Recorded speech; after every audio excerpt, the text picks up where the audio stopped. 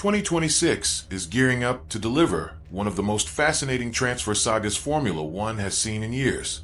Some teams could end up with a completely reshaped driver lineup, and at the heart of this potential shakeup are Red Bull and their sister outfit, Racing Bulls. The uncertainty surrounding Max Verstappen's future beyond 2026, combined with Yuki Tsunoda's underwhelming 2025 season, makes them the focal point of speculation. But they're far from the only teams facing tough decisions. Several seats remain unsecured, and with only 9 races left this year, no driver wants to be left vulnerable. The options are wide open, and the battles both on track and behind closed doors have never been more intense. Let's begin with Yuki Tsunoda, who is under immense pressure right now. The Japanese driver finally ended his long streak without points at Miami, but unfortunately for him, that same race showcased the rise of his biggest rival, rookie Isack Hadjar. The Frenchman stunned the paddock by securing his first career podium in just his 15th start, starting from P4 and taking advantage of Lando Norris's retirement. While luck played a part, Hadjar's result was earned largely on merit, and it instantly reignited questions about Tsunoda's future at Red Bull.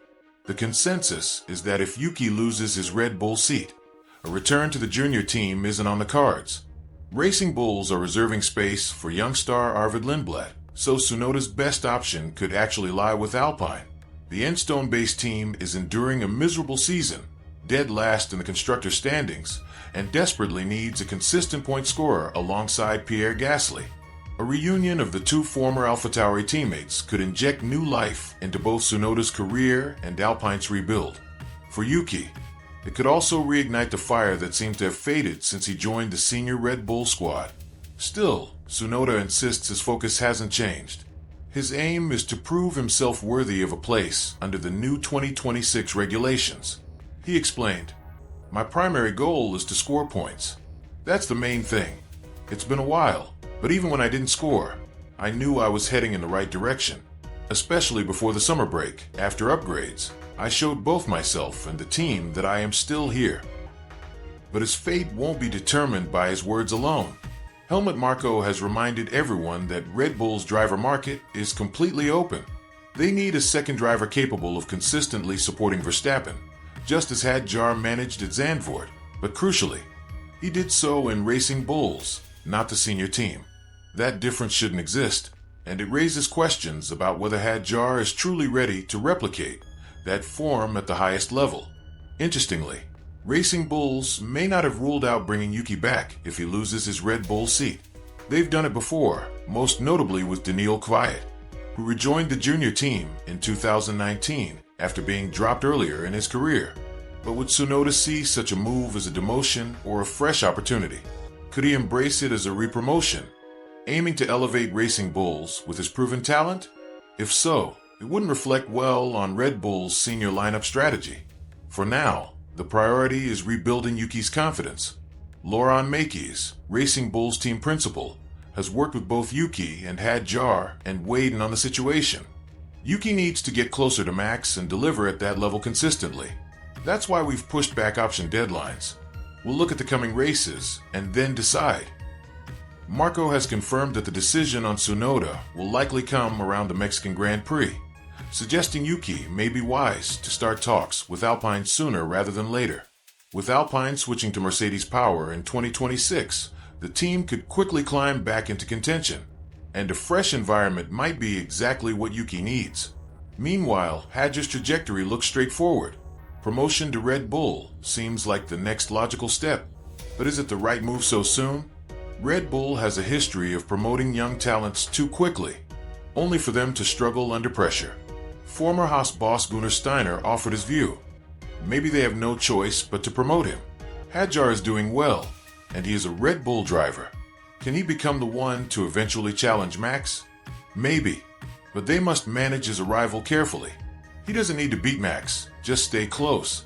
Otherwise, it won't be good for him or for Red Bull if he gets burned. Yet, all of this pales in comparison to the most anticipated storyline ahead of 2027.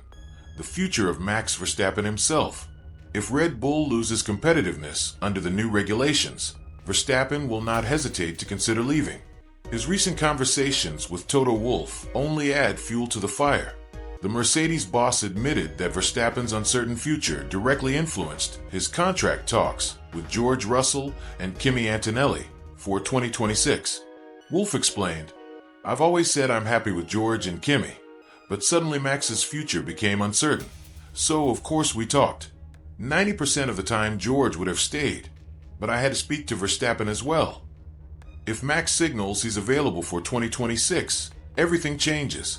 The current Mercedes lineup is far from secure. While many assumed Russell was under the most pressure, Antonelli has shown signs of inexperience, with costly errors, including high-profile collisions with Verstappen and Leclerc, that suggest the rookie still has much to learn. If he doesn't steady his performances, Wolff's patience could wear thin. Ferrari, too, could add to the chaos. The Scuderia is fully focused on the 2026 rules reset, but Lewis Hamilton's performances have been alarmingly poor. He now holds the record for most Ferrari races without a podium, 15, and doubts are creeping in about whether he can realistically lead Maranello to a title at this stage in his career. If Hamilton falters, Ferrari has options waiting in the wings. Young Brit Ollie Behrman has already made a statement. In Zandvoort, he surged from a pit lane start to finish P6, underlining his talent and composure. While his current focus remains on Haas, Ferrari is always in the back of his mind. Of course Ferrari is there in the back of my mind. I was lucky to get a taste with them in my debut, but right now I'm focused on Haas and proving myself. The more I show now, the better my chances for the future. With all these moving parts, the Formula One driver market looks set to deliver as much drama as the racing itself. The only real question is, which transfer will spark the biggest shakeup? And how will it reshape Formula One as we know it? Make sure to leave your thoughts in the comments below. And if you enjoyed this breakdown, don't miss the next video appearing on your screen right now.